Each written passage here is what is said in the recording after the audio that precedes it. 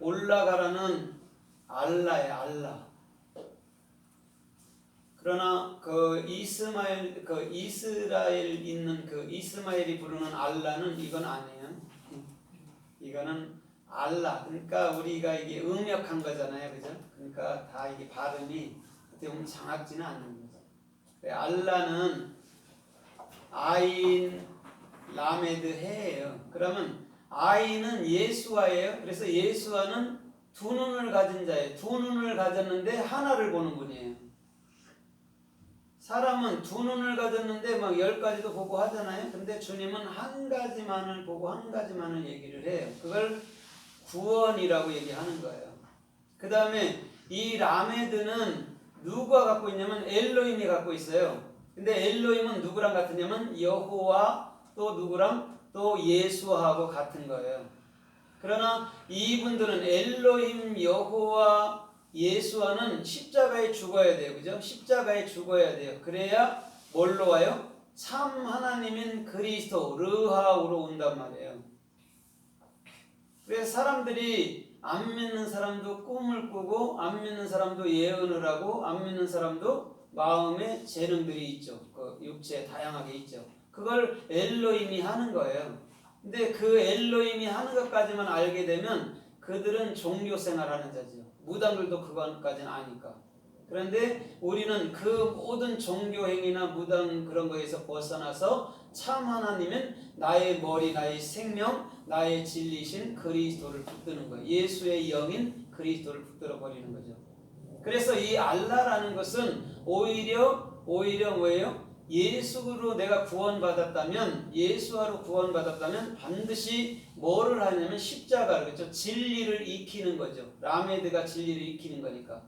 그 다음에 진리를 익혀놓고 나면 영원한 여호와라는 내 안에 그리스도가 실존이 되는 것을 알라라고 말한단 말이에요. 그래서 너희는 성전에 올라가라. 시편에 보면 앞에 머릿말에 성전에 올라가는 노래 이런 게 많잖아요. 그거예요. 근데 원래는 그 성전에 올라가는 노래라는 게 그대로 있어요, 말이. 근데 그것은 구절에 넣지 아니하고 그냥 머릿말식으로 이렇게 해놓은 거예요. 그러니까 언젠가 아모스가 다른 데는 이렇게 해설이 위에 있는데 이건 왜 없지? 이렇게 말하더라고요. 없는 것도 있고 있는 것도 있고 그런 거 있어요. 그러면 오늘 알라라는 성전에 올라가라는 낱말이 어떻게 쓰였나 우리가 좀 살펴보도록 하겠습니다. 물론 이 올람이라는 우리가 제물을 하나님께 올려드리다 할 때 올람도 어떻게 보면 부활이라고도 써요. 이스라엘 사람들은. 왜냐면 정확한 부활이라는 낱말은 없기 때문에 그런 거예요. 우리나라에만 유독하게 있어요. 이게 부활이라는 낱말이. 근데 원래는 히브리 말에는 그런 말은 없어요. 그냥 하야 아니면 지금 말했던 올람 또 뭐요? 또 뭐가 있을까? 세우다 쿰 뭐 이런 거 달리다 쿰 할 때 그걸 부활이라고 얘기를 해요. 그 비슷한 말로 쓴단 말이에요. 근데 우리는 너무 지나치게 부활이라는 것을 신봉하기 때문에 육체가 부활한다 또 이렇게까지 가르치죠. 육체는 절대 부활하지 않습니다. 육체는 흙으로 영원히 이 우주 속에서 사라져 버려요. 우리는 그리스도의 영, 부활하신 그 영을 가졌을 때 부활했다 이렇게 얘기를 하는 거란 말이죠. 그래서 우리 주님께서는 종종 모든 면에 걸쳐서 우리 주님은 이 알라라는 아니면 올이라는 낱말로 쓰고 있다는 거예요. 그래서 이사야 40장 31절에도 보니까 너희가 여호와를 앙망하는 자는 독수리 날개치며 올라간 같으리니 이렇게 말해요. 그러면서 달려가도 뛰어가도 곤비치 않대요. 거기서 올라가다가 지금 알라란 말이에요. 그 다음에 창세기 28장에도 보니까 야곱이 하늘문을 열렸을 때 천사가 오르락 내리락 하죠. 그렇죠? 거기에도 올이 써있죠. 올람이 써있죠. 그럼 같은 말이란 말이죠. 그럼 왜 그들이 오르락 내리락 할까요? 오르락 내리락은 같은 거예요. 그래서 예수와 그리스도는 알파와 오메가고 오르락 내리락 하는 분이라는 거죠. 그럼 우리가 예수를 정확히 알게 되면 예수가 누군지 알죠. 그렇죠? 근데 제자들은 몰랐죠. 예수가 누군지. 그렇죠? 하나님 아들이잖아요. 이렇게만 알았잖아요. 나의 구세주다고 알았잖아요. 근데 그가 아버지시고 그가 본체 하나님이라는 걸 몰랐어요. 그때 예수님께서는 그들에게 한탄하듯 말하죠. 그렇죠? 성경을 받으라. 그렇죠? 너희가 한숨을 내쉬면서 성경을 받으라 말하고 나를 보면 아버지를 봤다. 근데 왜 아버지를 보여라 하느냐 이렇게 얘기를 한단 말이죠. 그럼 예수님은 당신의 실체에 대해서 얘기하고 있는데 제자들은 자꾸 육체인 예수만을 어떻게 하면 저분을 경배할까, 어떻게 하면 저분을 나의 우상으로 삼을까라고 생각했던 거예요. 그걸 종교생활이라고 하는 거예요. 그래서 유대인의 최대음이 뭐냐면 예수를 껍데기로 행위로만 붙들어 버렸다는 거죠. 그걸 영으로 붙들어 버렸을 때, 붙들어 버릴 때 그게 진짜 그리스도인으로서 자유하는 사람이 되는데, 그걸 행위로 붙들어 버렸기 때문에 그게 오히려 내게는 화가 돼 버리는 거예요. 그래서 일생 교회에 충성해도 나중에는 자기 자신의 구원까지도 흔들려 버리는, 내가 진짜 구원받을까 이런 것까지도 흔들려 버리는 삶밖에 안 된단 말이에요. 왜냐하면 행위라는 건 그렇다는 거예요. 그러나 반대로 은혜로 그것을 취해버리면 어떤 상황 속에서도 주님은 나의 주님이시고 나는 이미 부활했고 오늘 주님께서 나를 살려놓은 만큼 나는 주님을 위해서 복음을 증가한다, 이렇게 다짐을 하면 되는 것이죠. 그래서 요한계시록 4장에도 보니까 요한한테 뭐라고 그래요? 하늘로서 소리가 나는데 이리 올라오라 그래요. 알라를 얘기한단 말이죠. 그러면 정확히 요한은 누구를 알아야 되냐면 예수가 뭔지를 알아야 된단 말이에요. 예수를 익히고 엘로힘을 익히고 여호와를 익히면 너는 십자가에 반드시 죽게 될 거야. 그러면 네가 영원한 여호와라는 실존 그리스도로 살게 될 거야 라고 요한한테 얘기해 주는 거예요. 그걸 올라오라고 얘기한단 말입니다. 그래서 마태복음 5장에서 예수님이 복음을 증거하기 시작할 때 처음에 산으로 올라가요. 그걸 산상수훈이라고 하는데 그곳에서부터 심령이 가난한 자는 복이 있다 그래요.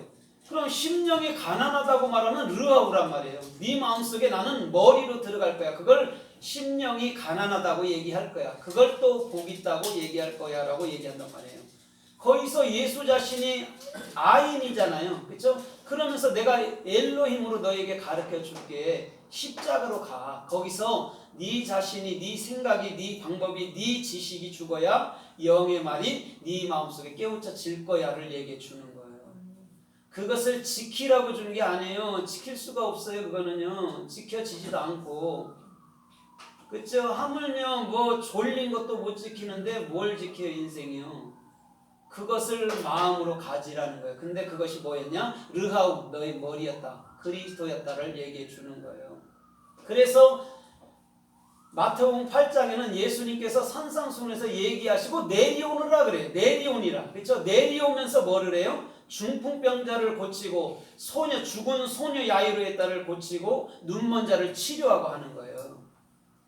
왜 그런 사역을 할까요? 예수님이요. 너희가 보지 못하는 게 이젠 보게 될 거야. 죽었다고 생각하는 것이 너희가 살아서 이 땅에 살 거야를 얘기해 주는 거예요. 그걸 부활이라고 얘기한단 말입니다. 그래서 야이로의 딸에게 뭐예요?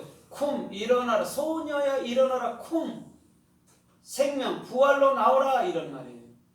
거기서 쿰이 쓰였단 말이에요. 쿰.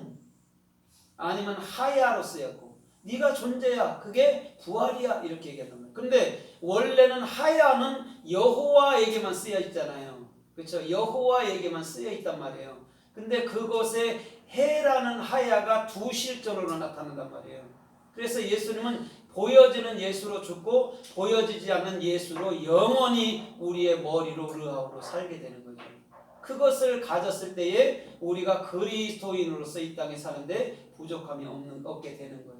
그래서 시편 23편에 다윗은 뭐라고 그래요? 주님은 나의 목자시니 라니 내게 머리니 내가 부족함이 없습니다. 이렇게 말하는 거예요. 그분이 영이고 그분이 나의 머리이기 때문에. 근데 인생의 머리를 붙들어버리면 이 땅의 모든 거에 흔들리고 요동한단 말입니다. 두려워하고 슬퍼한단 말이에요. 그런데 그곳에서 벗어나버리면 이 땅의 모든 것에 요동할 필요도 없어요. 그렇죠? 그곳에 흔들릴 필요가 뭐가 있습니까? 우리는 영 안에 거하는 자인데. 그래서 그리스도인이라 말하고 하나님의 자손이다 아니면 하나님의 그 신부다라고 말하는데 뭐가 두렵겠습니까? 저와 여러분들의 모든 삶도 주님께서 원하는 그런 생명의 길을 걷기를 주님의 이름으로 부탁을 드립니다. 아멘. 그래서 마태복음 17장에서 예수님은 제자들을 데리고 어떻게 해요? 산으로 올라가요. 근데 그 산의 이름이 뭐냐? 변화산상이라고 얘기를 하는 거예요. 근데 왜 산이라는 게 하르잖아요. 하르. 내 안에 실존의 머리로 들어오는 것을 산이라고 얘기해요. 그래서 방주도 아라랏 산 위에 머무는 거예요. 그럼 방주가 누구냐? 예수잖아요. 그럼 그곳의 머리가 누구예요? 그리스도예요. 그걸 아라랏 산이라고 얘기하는 거예요. 그래서 변화산상에서 예수님은 뭘 보여주셔요? 자기가 그 본체 하나님인 걸 보여주셔요. 내가 영의 하나님이야. 니들이 그렇게 찾던 그 하나님이야 라고 예수님은 지금 말씀하고 있는 거란 말이죠. 그곳에는 누구만 있어요? 구름 가운데 오직 예수밖에 없더라 라고 얘기를 하는 거예요. 구름이 뭐냐면 야인이잖아요. 야인. 내 안에 눈, 영원히 규정되는 거. 그렇죠? 그럼 예수님은 구름 타고 오시는 게 맞죠? 내 안에 규정된 분이죠. 뭘로? 그리스도로. 그걸 구름 타고 온다고 얘기하는 거예요. 근데 사람들은 아직도 그 구름이 어디서 오나 언제 날라오나 하고 있죠. 불쌍한 일이잖아요. 지금도 갈람산에는 어떻게 해죠? 이제는 그 예수님 재림하는 거 촬영하려고 다 그 스마트 기기로 장치해놨죠. 예수님 그 재림할 때 그거 찍어서 온 우주에 보여준다고. 아마 누가 이것을 또 이걸 갖고 이용할까요? 예? 이 세대의 최고의 지존자라고 말하는 저 프리메이슨들이 하겠죠. 그래 기독교인들까지도 또 속일 거예요. 걔들이. 그러나 우리는 이미 알아버렸으니 이미 재림했으니 우리는 그런 거에 관계없이 우리는 주님만을 모시고 살다가 이 땅을 떠나가면 되는 것인 줄 믿습니다. 그래서 변화산상으로 또 올라가는 거예요. 알라라고 가르쳐주는 거예요. 나는 알라야. 너희에게 반드시 내가 익혀줄 거야 진리를. 그래서 예수님은 이 땅에 사는 동안 제자들을 향해서 진리를 익혀준 거예요. 근데 그 진리의 익힘을 알아먹을 수가 없기 때문에 예수님이 스스로 어떻게 진리를 익히는가를 가르쳐주는데 그것이 십자가의 죽음이라는 거예요. 그게 기독교의 핵심인 거예요. 십자가의 죽음이. 그래야지만이 영원한 부활의 생명 안에서 살잖아요. 내가 예수하로 죽고 여호와 엘로힘으로 죽고 내가 그리스도로 살게 되는 거예요. 그래서 하나님의 이름이요 적어도 100여 가지도 넘지 않습니까? 나무로도 물로도 풀로도 뱀으로도 개미로도 사자로도 토끼로도 사반으로도 별게 다 나오잖아요. 올빼미로도. 수많은 하나님의 이름이 뭘로 기속돼야 되냐면 예수는 그리스도고 그리스도는 나의 영원한 하나님이다 라고 붙들어 버려야 되는 거예요. 그것을 많은 사람들이 알지 못해요. 많은 사람들이요. 그것을 알아야 돼요. 그걸 모르면 그냥 자기 하나님이 누군지 모르는 거 여호와라고 생각하는 거예요. 그래 여호와여 여호와여 부른단 말이에요. 근데 또 마태복음 6장에 주여 주여 하는 자마다 또 다 천국에 들어가지 않는다. 아니지요. 거기서 말하는 주가 나의 여호와가 뭐예요? 거기서 말하는 나의 여호와는 누구예요? 네? 주님의 집 안에 있는 자지 누구예요? 주여 주여 하는 자마다 그 하늘나라에 들어가지 못한다 해석해놨는데 그래갖고는 그럼 어떤 사람이 들어갈까요? 어떻게 노력해야? 공자가 들어갈까? 그렇잖아요. 아이러니하게도 많은 사람들이 공자는 그래도 저렇게 착하게 사는데 천국 가야죠. 이순신은 천국 가야죠. 세종대왕은 천국 가야죠. 그런데 악한 사람들은 이완용이 같은 사람은 반드시 지옥 가야죠. 이렇게 생각한단 말이죠. 그러나 이완용이하고 이순신하고 틀린 게 뭐가 있어요? 인생 같지. 똑같이 죽었지. 그죠? 그러나 분명한 것은 뭐냐면 우리가 그 하나님인 예수를 그리스도로 안다 할 때에 우리는 더 이상 이 세상